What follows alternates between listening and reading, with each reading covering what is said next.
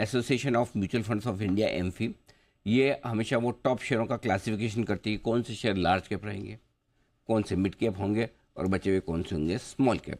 इस रिक्लासिफिकेशन को समय समय पे किया जाता है, और जब इसे किया जाता है तो आपको पता चलता है कि कौन से मिड कैप शेयर बन सकते हैं लार्ज कैप, कौन से स्मॉल कैप बन सकते हैं मिड कैप, या कौन से इस तरह से बदल भी सकते हैं लार्ज कैप से मिड कैप से स्मॉल कैप। और इस पर नुवामा की तरफ से एक बड़ी इंटरेस्टिंग रिपोर्ट आई है। इस रिपोर्ट में किन किन शेयरों के क्लासिफिकेशन में बदलाव आ सकता है, कौन सा small cap, mid cap large cap से मिड कैप से स्मॉल कैप हो सकता है, दोनों तरफ के अप एंड डाउन। समझ लीजिए, आशीष पूरी रिपोर्ट लेकर आए। नुवामा की रिपोर्ट में क्या कुछ खास कहा गया है, बताएं। सर, नुवामा के एस्टिमेट्स हैं कि जैन के पहले हफ्ते में अगर आप देखें तो एक कैटेगरी की जो लिस्ट है इसके ऊपर काम शुरू हो जाएगा, और उसके बाद फेब से लेकर जुलाई इसके बीच में जो है नई लिस्ट का ऐलान देखने को मिल सकता है। अब लेकिन क्योंकि आप देखें तो मार्केट में काफ़ी ज़्यादा तेज़ी आ गई है, तो काफ़ी जो स्टॉक्स हैं इनमें बड़े मूव आ गए, मार्केट कैप में बड़ी तेज़ी आ गई है, और इसी के चलते जो लार्ज कैप का कट ऑफ है जो अब तक 84,000 करोड़, यानी 84,000 करोड़ से ऊपर है कोई कंपनी तो वो लार्ज कैप है। अब इसकी जो क्लासिफिकेशन है इसे बढ़ाकर 1 लाख करोड़ कर दिया। सिमिलरली अगर आप देखें तो जो मिड कैप है इसका जो कट ऑफ है वो 27,500 करोड़ से बढ़ाकर अब 32,900 करोड़, ये एक्सपेक्टेड है, नोवामा का एस्टिमेट है ये हो जाएगा, और उसके नीचे सारे जो है वो आपके पास स्मॉल कैप हो जाएंगे। अब स्टॉक्स का इन्होंने अनुमान लगाकर देखा कि मार्केट कैप के लिहाज से कौन सा स्टॉक किस कैटेगरी में बैठ रहा है, तो मिड कैप से लार्ज कैप में जो एंट्री करने जा रहे हैं उनमें सीजी पावर है, इस साल काफ़ी बड़ा मूव यहाँ पर देखने को मिला है। आरवीएनएल है, पॉलीकैब है, कमिंस जैसे जो स्टॉक्स हैं अब ये लार्ज कैप की कैटेगरी में आ जाएंगे। स्मॉल कैप से मिड कैप का जो ट्रांजिशन हो रहा है वो 361 वैम, यहाँ पर इस स्टॉक ने भी गजब के रिटर्न दिए हैं, और GETND यहाँ पर भी अगर आप देखें तो बड़े रिटर्न और बड़ी तेजी के बाद अब इसका क्लासिफिकेशन हो रहा है। लेकिन कुछ स्टॉक ऐसे हैं जिनमें बड़ी तेजी आई थी लेकिन फिर करेक्शन आ गया, तो अब वो लार्ज कैप से मिड कैप की तरफ ट्रांजिशन कर रहे हैं। इनमें अदानी टोटल गैस है, NHPC, Shri cement, IDBI bank, BHEL, Canara bank, union bank जैसे नाम है।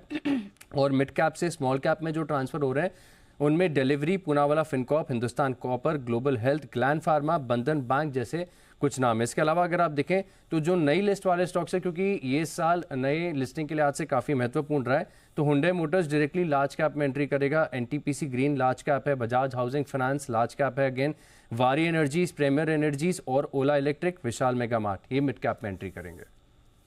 ओके, तो पहले तो मार्केट कैप के लिहाज से आप कह रहे हैं कि 27,500 करोड़ से ऊपर के सारे लार्ज कैप बन जाएंगे। 27,500 करोड़ पहले कट ऑफ था। हाँ। अब क्योंकि मार्केट में सर तेजी आ गई तो इसका जो कट ऑफ है वो 32,900 कर देंगे, मतलब 33,000 के आसपास। 33,000 करोड़ से ऊपर के जो भी मार्केट कैप के शेयर हैं वो हो जाएंगे लार्ज कैप, यस। ठीक है। नहीं सर, मिड कैप मिड हो जाएंगे 33,000 करोड़ तक के। हाँ, 33,000 करोड़ तक के 33,000 के ऊपर के लार्ज कैप माने जाएंगे।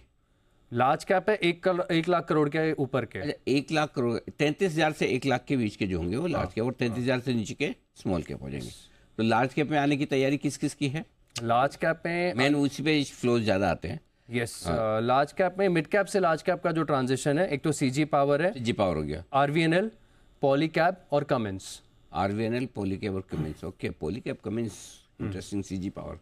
हाँ, ये स्टॉक्स बढ़िया एक्शन हो सकते हैं। चलिए बढ़िया। तो जो अच्छा करेंगे वो ऊपर प्रमोशन होते जाएंगे, जो खराब करेंगे नीचे डिमोशन होता जाएगा। यस सर, अगर इसको ऐसे ही देखा जाए। बिल्कुल। तो ये 3-4 स्टॉक है, जरा एक बार सिद्धार्थ जी आपकी राय लेना चाहता हूँ, स्पेशली कैपिटल गुड्स वाले, जैसे CG पावर हो गया, आपका कमिंस हो गया, जो लार्ज कैप में जाने की तैयारी, पॉलीकैब भी इनडायरेक्टली इनके साथ थोड़ा जुड़ा हुआ है। क्या राय रखते हैं आप इन शेयरों में, क्या और मजबूती हो सकती है? जी अनिल जी, बिल्कुल। ये जो स्पेस है काफी अच्छा कर रहा है, और आप जैसे आपने भी कहा, और ये जो मार्केट का जो है जो अच्छा करता है उसको रिवॉर्ड करते हैं, उसको ही आगे ऊपर लेके चलते हैं। तो कैपिटल गुड स्पेस में तो हमारा व्यू पॉजिटिव है। और जो H2 जो second half of the year में गवर्नमेंट स्पेंडिंग और ओवरऑल स्पेंडिंग जो है केपेक्स, वो काफी बढ़ने की बात कर रही है, क्योंकि गवर्नमेंट अपना पूरे साल का जो एस्टिमेट है स्पेंडिंग का वो बरकरार रख रहा है। तो यही लग रहा है कि आगे चलकर काफी केपेक्स बढ़ेगी। हमने देखा कि जो ऑर्डरिंग एक्टिविटी है वो भी काफी इंक्रीज हो गई है। तो अक्रॉस सेक्टर, चाहे वो रेलवे हो, डिफेंस हो, कैपिटल गुड्स हो, इंफ्रास्ट्रक्चर हो, वहां पर ऑर्डरिंग एक्टिविटी बढ़ गई है। और अगर आप पॉलीकैब की बात करें तो वहां पर भी हमें लगता है कि अच्छी स्ट्रॉन्ग ग्रोथ रहेगी। हाल में कंपनी ने जो है प्राइस हाइक लिया है, तो उसका बेनिफिट भी मिलेगा। और रियल एस्टेट सेक्टर जो one of the prime sector और यूजिंग सेक्टर है फॉर वायर्स एंड केबल्स, वहां पर तो सबसे अच्छा ग्रोथ देखने को मिल ही रहा है, तो उसका बेनिफिट भी हमें लगता है कि पॉलीकैब को मिलेगा, जिसकी वजह से हमारा व्यू पॉलीकैब पर भी पॉजिटिव है। पॉलीकैब पर तो हमारा टारगेट प्राइस 8,350 का है। और अगर आप बोले सीजी पावर, वो एक कंपनी है जहां पर मैन्युफैक्चरिंग का काफी फोकस है अक्रॉस स्पेस। कंपनी जो है सेमीकंडक्टर प्लांट में भी घुस रही है। अभी रेलवे कवच में उन्होंने कहा है कि 30% ऑफ द बिजनेस उनको वहां से लाना है अगले कुछ सालों में, तो वहां पर भी अच्छी ग्रोथ बढ़ेगी। तो ओवरऑल मैन्युफैक्चरिंग थीम को प्ले करने के लिए मुझे लगता है कि सीजी पावर एक बढ़िया स्टॉक रहेगा। चोपड़ा साहब से मेरी राय, चोपड़ा साहब मिड कैप की लिस्ट में कुछ 2-3 स्टॉक अच्छे से शामिल हो रहे हैं। एक तो जैसे 2-3 हाल ही की लिस्टिंग है, जैसे एक तो प्रीमियर एनर्जी जो ये सोलार वाला था आईपीओ, ओला इलेक्ट्रिक ये और वारी एनर्जी ये भी सोलर से रिलेटेड, ये मिड कैप में शामिल हो रहे हैं। जरा इन पर आए जाए, आपके अगर रडार पे है कोई तीनों में से तो। सर देखिए, तीनों जो कंपनीज हैं मुझे लगता है कि अभी वैल्यूएशन वाइज थोड़ी स्ट्रेच्ड है। ओला के बारे में हमारी कई बार बात हुई, मुझे लगता है ओला को भी काफ़ी काम करना है अपने एग्जिस्टिंग प्रोडक्ट पोर्टफोलियो और सर्विस पोर्टफोलियो पे।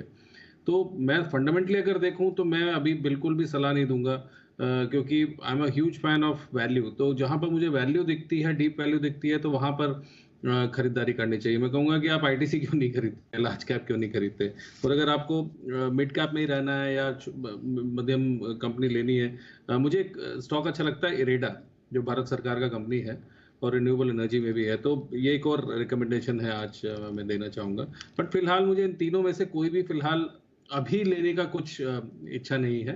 वेट करते हैं, थोड़ा करेक्ट हो जाए उसके बाद देख सकते हैं। अच्छा रखो मत रखो, आप शो में आए, शो में आने की इच्छा हुई हमारे लिए उतनी बहुत है सर। अभी देखो इधर कितने लोग दिख रहे हैं आपको पैनल में जिनकी शो करने की वजह, ऐसा लग रहा है पकड़ पकड़ के शो करवाया जा रहा है इनसे। बिल्कुल ऐसा है, मार्केट एक दिन गिरा गया ऐसा मतलब चेहरे उतर गए। देखो विश्वेश जी की तरह हिम्मत मत हारो, बिल्कुल विश्वेश का विशेष।